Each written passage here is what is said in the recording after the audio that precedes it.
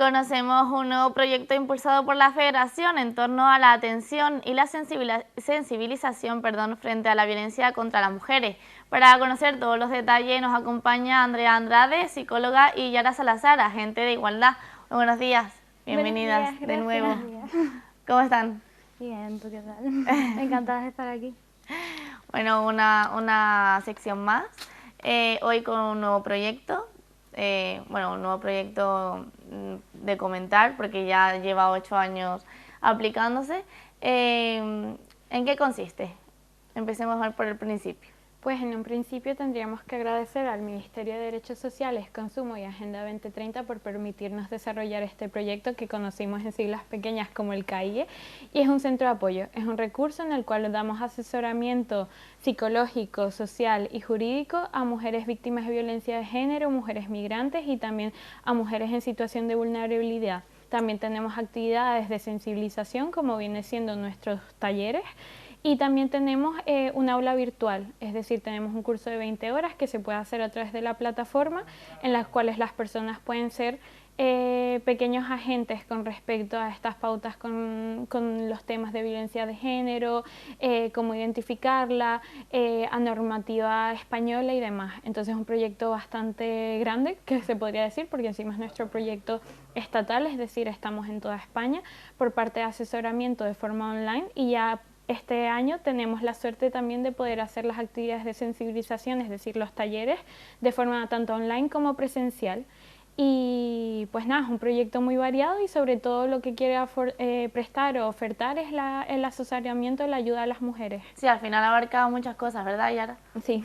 Andrea, como bien decíamos, ya el proyecto tiene 8 años. ¿Cómo ha sido su evolución? Un proyecto ya bastante consolidado. Está bastante consolidado y es, digamos, nuestra materia prima está ahí, ¿no? Es el proyecto que es más bonito en el sentido de que abarca tantas cosas y tantas vertientes que comulgan un poco con nuestros valores como asociación, ¿no? Entonces está bastante consolidado. Es súper bonito ver cómo ya en todas partes nos reconocen, sobre todo en la parte de sensibilización, también en asesoramiento, pero es bonito ver que la parte de sensibilización, que es la parte más importante, llega a tantas personas. ¿Cómo ha sido la evolución en estos 8 años? La evolución del proyecto, pues yo creo que se nota bastante el cambio, sobre todo en la plataforma, ¿no? Es decir, de pasar de un proyecto que ha sido únicamente online y sobre todo que en la pandemia tuvo tanto peso porque todo se volvió telemático y ver cómo Claro, sí. aumentaba e iba creciendo, a que en la actualidad la demanda nos haya obligado también a poner la sensibilización de forma presencial, porque era algo que los mismos centros, las asociaciones nos demandaban, en plan de queremos también esa parte, ese contacto presencial, pues nos hace sentir de que el proyecto sigue siendo de uso, que es lo principal que debe tener un proyecto cuando lo planteas. También supuso un poco un reto, ¿no? Al poner la parte telemática, no solo para abarcar a más gente, sino que había cierta resistencia, ¿no? A la parte online, sobre todo en el asesoramiento individualizado, ¿no? Entonces nos tuvimos, digamos, que poner a ver cómo hacerlo de la manera más asertiva posible y demás, para que la gente fuera poquito a poco integrándose con este nuevo sistema, y la verdad que ha calado bastante bien en la población. Sí, que al final el cambio o adaptar el formato de online a presencial también pues influye muchos más factores. Sí. ¿Cómo ha sido ese proceso? A ver, yo creo que al principio sí que hubo un montón de resistencia y eso nos dificultaba un poco el llegar a la gente, pero yo creo que de forma paulatina fue un poquito más progresivo, y sobre todo, como vamos llegando también a gente más joven, también metimos bastantes talleres de sensibilización en entornos digitales para que hubiera un poquito menos esta resistencia y poco a poco fue calando, y además eso nos permite también llegar a más realidades, ¿no? Sí, digamos que fue caminando solo, ¿no? Bueno, cuando escuchamos prevención de la violencia contra las mujeres, al final es como un contexto bastante amplio. ¿Qué nos pueden contar? Prevenir es reconocer, que esa es la pauta principal que se tiene que tener en cuenta. En plan, no podemos prevenir algo que no conocemos en su totalidad. Los talleres en sí, cuando estamos hablando de esa parte de prevención, es primero hablar y ponerle nombre al tipo de violencia, reconocer las violencia doméstica, vicaria, sexual, física. En plan, hay un montón de factores, hay un montón de vertientes. Hablamos también de lo que viene siendo la interseccionalidad, es decir, cómo convergen entre sí, cómo se dan estas violencias, esos múltiples factores, cómo es una persona migrante frente a una víctima de violencia que tiene un estado regular con respecto a lo que viene siendo la administración. Entonces lo que hacemos en el taller es un poco enfocarlo también a la población que va dirigida, porque claramente no vamos a dar el mismo taller de prevención a una población infanto-juvenil o juvenil en sí, que a una población general o a una población más adulta, o también los talleres que poseemos a mujeres víctimas de violencia de género.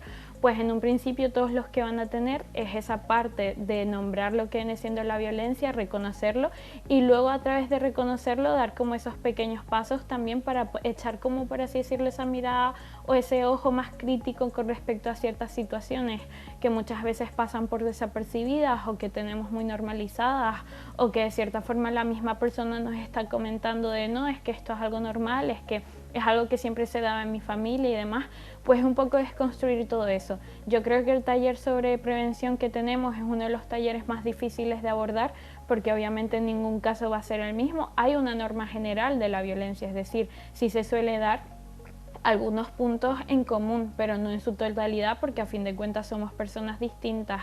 Entonces prevenir la violencia, que es lo que también busca el proyecto en sí, pues se vuelve algo tan complicado, y es por eso que tenemos un equipo tan interdisciplinar, es decir, trabajamos la abogada, la trabajadora social, la psicóloga, la agente de igualdad y demás en conjunto, porque es un trabajo completamente grupal y necesario, porque a fin de cuentas es eso, la violencia se mueve en todos los aspectos de la vida y es intentar, por así decirlo, cogerlo un poco.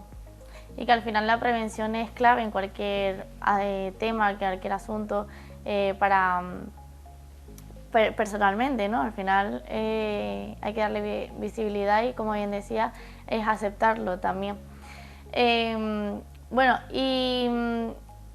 hay muchos factores, áreas, ámbitos. ¿Se podría decir que es el proyecto más amplio que están trabajando en la Federación? ¿Que abarca tanto? Yo me atrevería a decir que sí, porque además tiene la parte de intervención por las 3 áreas, ¿no? Es el que más abarca en ese sentido. Es el más general, ¿no? Sí, también es el estatal, así sí, que exacto. Obviamente es diferente dar asesoramiento a toda España que a las islas en su caso. Bueno, y que al final este proyecto combina la prevención con la atención directa. ¿Cómo es eso? A ver. La prevención la damos más que todo por la parte de la sensibilización, que es una de esas partes en las cuales yo estoy de apoyo. Tenemos un equipo muy grande, me atrevería a decir también.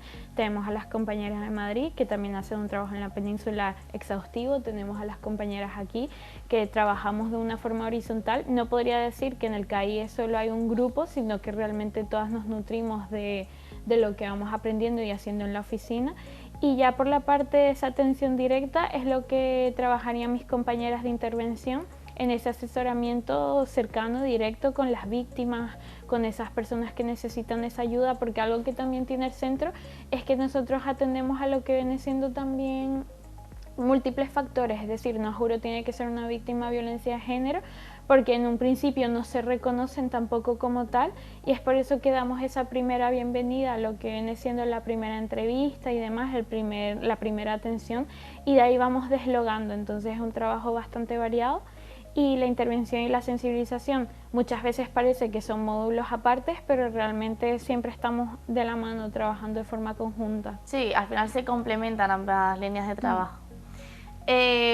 ¿Notáis diferencia con respecto a la población joven, la población más adulta, en cuanto al tema de prevención? Yo me atrevería a decir que quizás la población más joven ha estado más en este tipo de píldoras y más en contacto con lo que es la violencia, qué tipos de violencia hay. Y algo bastante llamativo es que, claro, al final las formas de violencia se van digitalizando, ¿no? Entonces esa modernización de las violencias y la aparición de nuevos tipos de violencia sí que la conocen un poquito más las poblaciones más jóvenes, ¿no? Pero yo creo que más o menos la diferencia tampoco es tan abismal, ¿no? El perfil más común que suele acudir a este proyecto. Al margen de lo que se cree, se suele creer que es primeramente más que nada víctimas de violencia de género, pero lo cierto es que también asesoramos a muchas familias, a muchas amistades, ese entorno cercano de la víctima de violencia de género, ¿vale? Y yo creo que es un punto bastante señalado, ¿no? No siempre es la víctima quien, de hecho, en muy pocos casos son las que recurren ellas en primera persona. Ha cambiado el perfil con respecto a años anteriores. Sí. Entiendo. Bueno, Andrea, desde el ámbito de psicología, ¿cuáles son las situaciones o las problemáticas que más se están viviendo actualmente?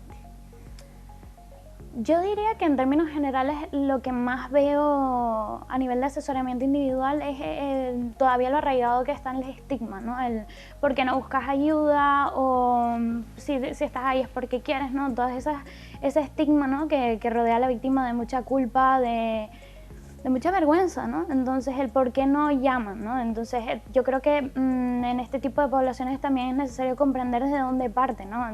Las situaciones de abuso no empiezan con un golpe. Si fuese así, quizás sería más fácil reconocerlo, pero lo cierto es que no. Entonces, lo que más rodea a este tipo de poblaciones es eso, la culpa, la vergüenza, debido al estigma social que sigue bastante arraigado, ¿no? Seguimos sin ver el trasfondo que hay detrás de eso, ¿no? El posible trauma, las situaciones de dependencia emocional, la falta total de autoestima y de autoeficacia, ¿no? Te despersonaliza, digamos, este tipo de vivencias. Y yo creo que es lo que más puntualizaría. Más cuesta es pedir ayuda, porque al final, ¿cuáles son las barreras que con mayor frecuencia se encuentran estas usuarias? Las barreras, sobre todo, es el reconocer en la situación en la que están envueltas. Muchas veces... La negación. Sí. Se niegan totalmente a la situación que están viviendo, o muchas veces son violencias quizás más sutiles que no son capaces ellas de percibir, precisamente pues por los conceptos que tienen desde que son pequeñas o el entorno en el que se han criado, ¿no? Normalizamos un montón de violencias y no la vemos hasta que ya la situación se nos desborda, ¿no? Ya no nos sentimos ni personas y es muy triste. Por tanto, ¿qué importancia tiene el acompañamiento psicológico en este proceso? Yo creo que es fundamental, sobre todo porque les brinda esta oportunidad de volverse a sentir seguras, no solamente en un estado emocional, sino a nivel físico también. Y les damos esas herramientas que quizás no tenían tan a mano, o esa mano ayuda para cuando necesiten y se sientan capaces de tomar decisiones que no son fáciles de tomar. No, desde luego. Y bueno, exactamente cuáles son los apoyos que ofrecen este proyecto. Los apoyos, pues, en un principio hay que comentarles de que si una persona que está viendo en este momento el programa está interesada en acceder como persona usuaria a nuestro recurso, nada más nos tiene que escribir por WhatsApp al 627-030-407. También nos pueden escribir por correo a centroinformacion@arenalaurisilva.org y a partir de eso le vamos a enviar un formulario de protección de datos, claramente para asegurarle a la persona que cualquier cosa que nos vaya a comentar y todo el procedimiento que se vaya a realizar con esta persona usuaria pues va a quedar únicamente en nuestra federación. Y el asesoramiento que damos, pues en un principio se da la cita inicial, que es con la trabajadora social. Ahí se comenta la situación, el cómo se ha estado sintiendo la persona, qué es lo que le interesa el recurso, y a partir de ello se le deriva, ya sea a la abogada o ya sea a la psicóloga. También puede tener más citas con la trabajadora social en caso de que se requiera de algún tipo de ayuda, alguna información respecto a útiles escolares y demás, derivación de alimentos, pues todo eso nosotras nos podemos encargar de ello. Y con respecto a la psicóloga y a la abogada, pues claramente si hay alguna duda en la cual necesita asesoramiento, esta persona puede acceder a nuestro recurso, y nuestra abogada aquí, Andrea, pues también cuando se le deriva se le puede escribir y se puede dar una cantidad de citas que tenemos un límite anual. Y ya después de ello, si no, se tiene que renovar otra vez en el proyecto hasta que pueda conseguir también el alta de nuestra parte. Y en un principio esos son los recursos que dispone del CAI, es decir, ese asesoramiento, y ya con la parte del aula virtual y la sensibilización, pues a través del mismo correo que mencionamos pueden acceder a nosotras, pueden hablar con nosotras, mejor dicho, y nosotras vamos a enviarles la carta de talleres, es decir, para que sepan cuáles son las temáticas que abordamos, y si quieren llevar alguno a su centro, instituto y demás, pues con mucho gusto lo podemos organizar. Por supuesto. Bueno, quizás el apoyo jurídico es la área que más demandada. Yo me atrevería a decir que psicología y jurídico están a la par. En la actualidad, debido a la regularización extraordinaria, pues claramente la parte jurídica se ha llevado un peso enorme, y estamos realmente muy alegres de poder llevarnos este peso y poder contribuir con algo tan importante como lo está haciendo la regularización, con todo el tema de asesoramiento, de certificados de vulnerabilidad, pero en sí, y es porque yo tengo también esta labor de ayudar a las chicas, porque muchas veces se satura lo que viene siendo el proyecto, porque hay una demanda enorme. Sí, lo pudimos hablar con Elena en la sección anterior. Sí. Psicología también es un recurso que se llama un montón de gente. Bueno, Yara, ¿qué retos encontramos actualmente en cuanto a temas de prevención y de igualdad? Yo creo que el mayor reto que tenemos con respecto a la prevención y la igualdad son las redes sociales. ¿Y a qué me refiero con esto? Que tenemos una idea que se ha estado vendiendo de éxito, sobre todo en la juventud, que tiene que ver con toda esta tradición, con toda esta masculinidad negativa, con tienes que ser una persona exitosa y demás, que ha estado influenciando bastante a nuestras infancias y a nuestras adolescencias, que cuando se trata algo como el feminismo, pues ya está muy estigmatizado, ya está entre comillas muy usado, muy hablado, pero realmente no se maneja el feminismo. La juventud muchas veces maneja el embrismo, que sería lo equiparable al machismo, es decir, esa idea de que la mujer es superior o que el hombre es superior, cuando el feminismo realmente es la igualdad de oportunidades para todas las personas, que es lo que nosotras defendemos. El reto es eliminar un poco ese tipo de contenido, ese video que se está haciendo viral en internet de no, esta persona hace esto, demanda esto de su mujer y esta persona tiene la razón porque es una persona exitosa. ¿Quién está marcando esa pausa? ¿Quién ha dicho que es el éxito? Realmente vivir pleno o con seguridad y estabilidad, yo creo que debería ser el éxito al cual todas las personas deberíamos aplicar, y es algo que intentamos llevar en nuestros talleres. Intentamos dar ese espacio seguro también cuando hay una persona que está siendo violentada y demás, pues que sepa que hay un recurso, que pueda acudir a nosotras, y yo creo que es como la mayor labor o lo más difícil, entre eliminar el discurso al cual nos estamos enfrentando, que cada vez crece más, y también crear ese espacio de seguridad, porque claramente los talleres tienen que ser continuos, que es lo que buscamos muchas veces con las entidades, de que no sea una cosa puntual, sino de que de formas recurrentes y seguidas pues podamos trabajar con la misma población para que puedan tener más confianza en nosotras, y de aquí crear como ese grupo de apoyo, ese espacio en el cual la persona ya pueda acceder a nuestros recursos sin sentirse violentada, sin sentirse insegura, eliminar esa barrera del miedo y del estigma, que era lo que estaba comentando anteriormente mi compañera. Yo creo que es un reto fundamental que se tiene en cualquier labor que tenga que ver con el feminismo. Sí, bueno, y que a veces damos por hecho que la violencia es física, pero no es física, solo hay muchas formas. ¿Cuál es la más común hoy en día que ustedes hayan detectado? Yo diría que no hay una concreto, pero sí que en el entorno digital se mueve bastante. Mucho. Sobre todo el tema manipulativo de mensajes, o bloquear a la persona solo para que sienta un rato la presión de estar bloqueada y cosas de ese estilo, que al final, y sobre todo en el entorno digital también, nosotras por un lado estamos sensibilizando con respecto a los estereotipos que han marcado, digamos, toda nuestra sociedad, y sí que es verdad que lo que vemos en el entorno digital es cómo se modernizan nuevas formas de vender estos mismos estereotipos que ya conocemos.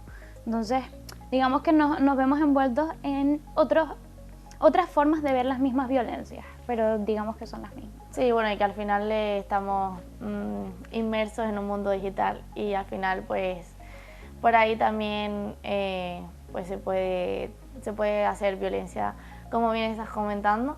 Pero bueno, además del proyecto también dentro hacen estudios y análisis.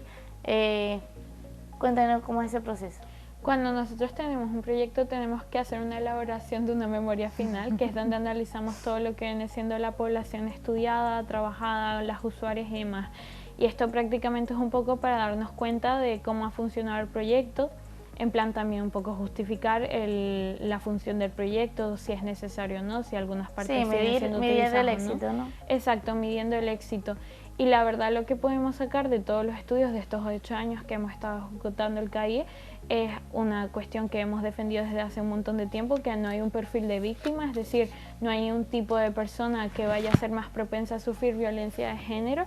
¿Y por qué lo digo? Porque nuestra muestra es muy variada, es decir, personas que capaz no tienen ciertos patrones en común, que están sufriendo la misma situación o que se han encontrado o se han expuesto a la misma situación de violencia, pues nos hace recalcar nuevamente de que el problema ya no está en el tipo de acción, en la cultura, en el estereotipo en sí, sino en la forma en la cual se ha generado lo que viene siendo este sistema patriarcal, en cómo se entiende la masculinidad, la feminidad, y esa es como la conclusión máxima que sacamos cada año, porque es cierto que pueden variar los porcentajes, por ejemplo, de mujeres peninsulares frente a aquí a las islas, la cantidad de personas que han accedido, si están en una situación regular o no y demás, las edades. Claramente eso puede variar y va a haber un grupo predominante sobre el otro, pero no predominan porque realmente sea el grupo más afectado, sino porque capaz fue la persona o el grupo que más acceso tuvo, sobre todo a lo que viene siendo el formulario, el conocimiento de este tipo de recursos y demás. Yo creo que cada año lo que nos demuestra el CAIE es que seguimos sufriendo las mismas violencias, a veces un poco más invisibilizadas, a veces un poco más ocultadas, mejor dicho. Es un poco como la película de Barbie, cuando le dicen a Ken de que el patriarcado ahora lo están escondiendo mejor, pues un poco lo mismo. Y yo creo ¿Estamos que avanzando? ¿Crees que estamos un poco estancados todavía? yo creo que avanzamos, pero al mismo tiempo seguimos cargando con nosotros ese pasado, seguimos cargando con nosotros ese estigma, esos estereotipos. Es un poco de que se reinventan. Por ejemplo, se suponía que ya habíamos eliminado ese estigma de que las mujeres se tenían que mantener únicamente en el hogar. Abres TikTok y tienes nuevamente las tradwives, tienes la energía masculina y femenina, tienes todo que regresa. Obviamente no regresa con la misma fuerza porque hemos generado un pensamiento crítico que obviamente condena estas acciones y que no permiten que las personas puedan vivir su vida de forma plena como ellas quieran. Pero siempre regresa y lo peor es que siempre va a tener personas que lo siguen.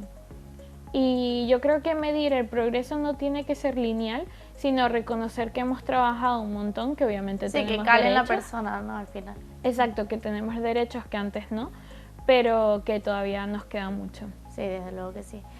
Bueno, en estos 8 años, ¿hay alguna novedad que hayan incorporado al proyecto? Estos últimos años y en concreto este añadimos también las nuevas formaciones a través de la plataforma, ¿no? Añadimos también La aplicación digital. Sí, o sea, sí que es verdad que llevamos 3 o 4 años ya con el tema de que incorporamos a la plataforma cada vez más formaciones, sobre todo para que las personas puedan acceder más a estos conocimientos de manera más autónoma, ¿no?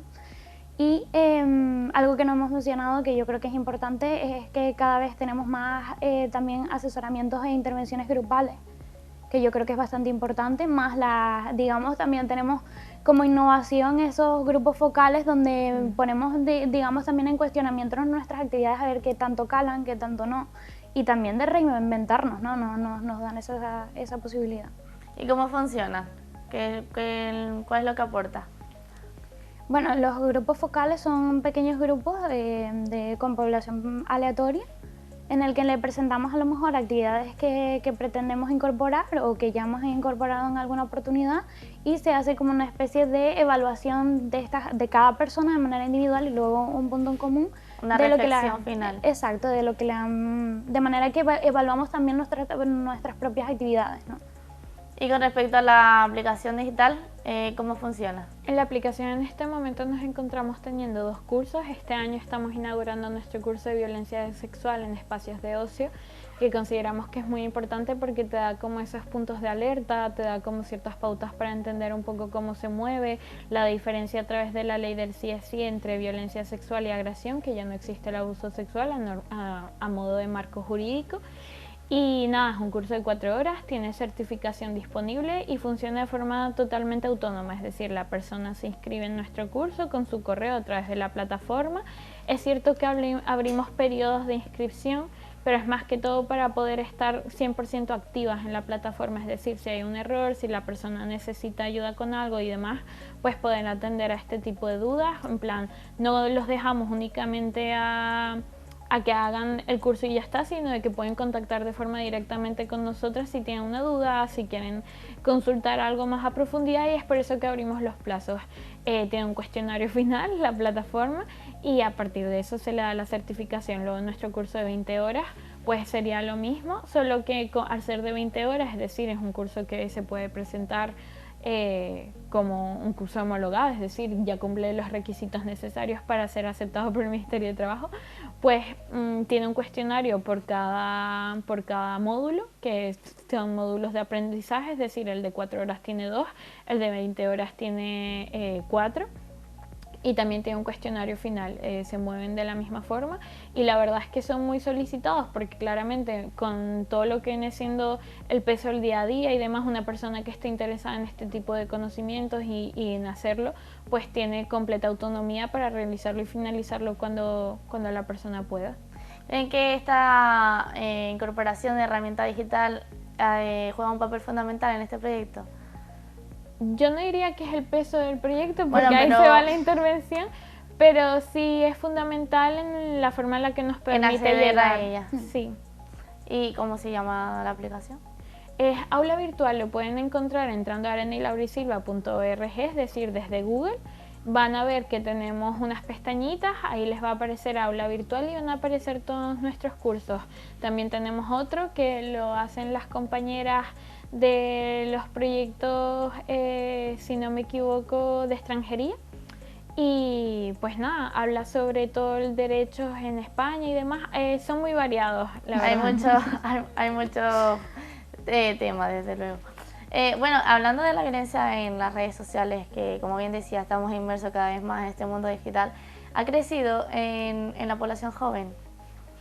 Porque al final, bueno, entiendo que es en el mundo joven, colectivo joven. Los datos dicen que sí, y de hecho las redes sociales, digamos, es un arma de doble filo, en el sentido de que muchos jóvenes al crecer en esta era digital se sienten más seguros de lo que realmente están en el entorno digital, entonces muchas veces no denuncian o llegan a casos bastante extremos por no haber, digamos, verbalizado las violencias que estaban teniendo.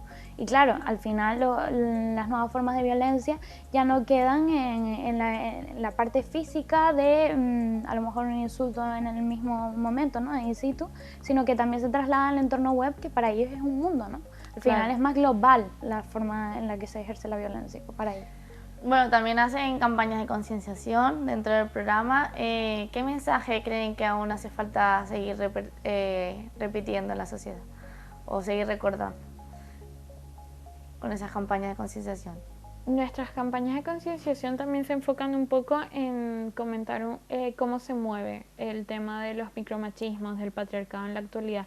Yo creo que es algo que tenemos que recordar, de que por más que un movimiento haya tenido ciertos logros en el pasado, como el sufragio, todo lo que viene siendo los anticonceptivos, la entrada al mercado laboral y demás, pues que aún nos quedan cosas por hacer, porque por más que la desigualdad, por así decirlo, de base mayoritaria parece que ahora flaquea, es decir, que ya no existe, realmente se mantiene, y que siempre lo importante es un poco echar esa vista crítica en cuando escuchamos una injusticia, una desigualdad, pues ponernos también un poco esos ojos de ese pensamiento crítico, de cuestionarnos de si lo que estamos viendo realmente debería ser algo normal, y es un poco lo que intentamos como concienciar en la actualidad, de que no es que todo parezca o que tengamos una sociedad que parece aparentemente bien, sino asegurarnos de que lo esté para todas las personas. ¿Y creen que la población está sensibilizada o aún cuesta implicarse? Yo creo que está sensibilizada, pero que también nos encontramos en un momento donde, sobre todo la juventud, le está costando sensibilizarse, y yo creo que es normal, porque han crecido en un momento donde todo lo que viene siendo derechos, igualdad, diversidad, está presente, está con ellos en el día a día. No saben qué no es tenerlo. Ellos no han vivido el movimiento de la manada, no han vivido el Me Too, no han vivido nada de ello. En cambio nosotras sí, yo creo que ahí está la diferencia, que nosotras hemos sido más partícipes, hemos visto las consecuencias de una forma más grande, sobre todo en un momento donde todavía estaba empezando el internet, así que todo eso explotó. En cambio con la infancia actual pues les cuesta un poco porque hemos hecho el trabajo suficiente para que no estén expuestos a ello, pero eso no significa de que no exista. Por supuesto. Andrea, sientes con la cabeza, ¿opinas lo mismo?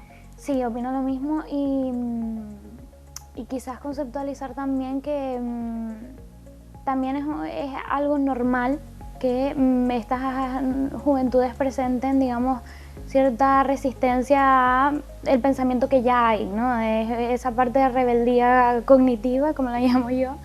Pero eso es bueno, porque eso les permite también el cuestionamiento y demás y poder integrar las nuevas informaciones de otra forma, y yo creo que siguiendo con la sensibilización y demás, yo creo que es algo vital para la... Y desde vuestra experiencia, ¿cuál ha sido el mayor logro que se ha visto reflejado en la sociedad en los últimos años?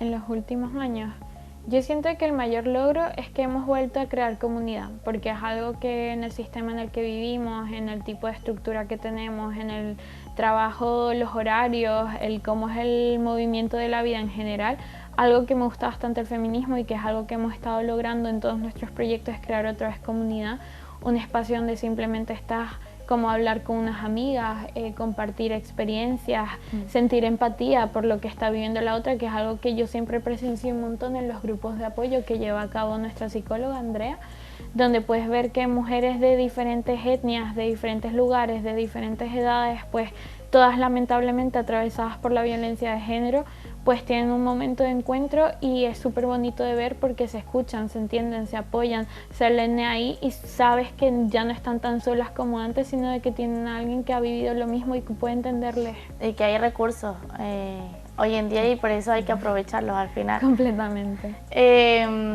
Bueno, y por el contrario, una materia pendiente que nos queda, o nos quedan muchas, pero ¿qué destacarían? Yo destacaría la profundidad, ¿no? Sí que es verdad que hemos incidido mucho en los conceptos, en que, digamos, calen. Ahora nos falta profundizar en cada concepto, en todos los tipos de violencia que hay, ¿sabes? No irnos siempre a la base de lo que reconocemos todos como violencia, sino todos los tipos de violencia que estamos menospreciando e invisibilizando al final. Bueno, es un tema que es muy delicado, es muy difícil de llevar día a día. Al final te encuentras con muchísimos casos, muchísimas personas, personalidades diferentes. Al final es un poco duro, ¿no?, el trabajo. ¿Cómo lo viven ustedes? Yo creo que tienes que tener vocación, es decir, te tiene que importar tu entorno, tienes que tener esa vena. No digo que sea un trabajo que específicamente lo puedan hacer este tipo de personas, pero yo creo que tiene mucha carga emocional. Yo creo que te tiene que importar, y no solo te tiene que importar erradicarlo en general, sino que te tiene que importar cambiar en la forma en la que puedas las vidas con las que estás interactuando. No es de un sentido obviamente de salvar a estas personas ni nada, sino de que genuinamente ser una persona de apoyo. Yo creo que tienes que tenerlo bastante interno, te tiene que gustar. Eso es lo que les motiva. Sí, y sobre todo si te dedicas a este tipo de poblaciones también tienes que quitarte el prejuicio y cuestionarte todo lo que haces al final, porque también tienes que deconstruir también todas tus posibles equivocaciones, ¿no?, en el día a día, para poder brindarles el mejor asesoramiento y el mejor apoyo. Sí, yo pienso también que la prevención al final es clave en todos los aspectos y ahora me estaba acordando de que el pasado 6 de mayo tuvimos un feminicidio también en Santa Úrsula, que al final es como seguimos luchando, seguimos trabajando muchísimo, implicándonos un montón, pero siguen sucediendo estas situaciones tan lamentables. Lamentablemente nos encontramos todavía en una escalera de violencia de género, que muchas veces tenemos las señales, pero porque siempre pensamos que el acto final es el feminicidio, cuando realmente hay un montón de cosas atrás, un montón de violencia que pasamos por alto, y yo creo que ahí está el trabajo de la prevención. Lamentablemente seguiremos viendo este tipo de noticias porque nos queda mucho trabajo por hacer. Espero que no, es decir, si fuera por mí. Sí, Pero claro. dado los datos que hemos tenido en España, nosotros cerramos el mes de febrero ya con 12 feminicidios, contando obviamente a los menores víctimas de ello también. Entonces, lo único que nos queda es seguir trabajando para que no sucedan y erradicar este suceso tan horrible. Así es. Bueno, por último, chicas, ¿con qué les gustaría que se quedara la audiencia hoy con respecto al proyecto? Sobre todo en que pueden contactarnos ante cualquier situación, ¿vale? Independientemente de si eres la persona que sufre algún tipo de situación que quieran verbalizarnos, ¿vale? Tenemos asesoramiento de todas clases, además, no solamente con nuestro proyecto, sino con muchos, y que ante la duda nos contacten, que estaremos encantados de asesorarla en cualquier materia, digamos.